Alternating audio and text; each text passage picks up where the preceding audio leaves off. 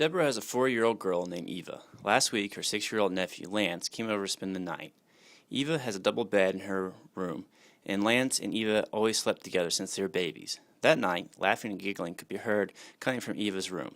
After investigating, Deborah found them in bed with their PJs off, and they were touching each other. She made them put on their pajamas back on and told them they shouldn't be showing their bodies to anyone. The kids weren't upset, just a little embarrassed.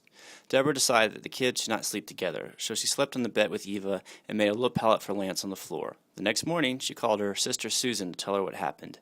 They both talked to the kids about being private and only playing with their clothes on. Ultimately, they decided that when Lance was to spend the night again, he should sleep in a separate room. Privately, Deborah wondered if she had contacted the police and if Eva was going to be promiscuous.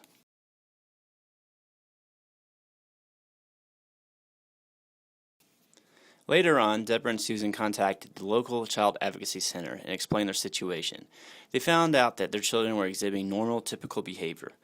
They also learned how to identify behaviors that would be considered concerning and what to do if they saw those behaviors in their children.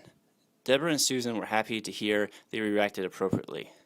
They knew that their children were becoming aware of their bodies, and as parents needed to adjust the rules to accommodate. In the end, they decided that new rules meant that everyone was to be clothed at all times. No more baths together, everyone slept in different beds, and finally kids needed to be supervised more closely. Deborah was relieved to find out that the kids were just curious and that with good parenting, the incident wouldn't have had a negative effect on Eva's or her behavior.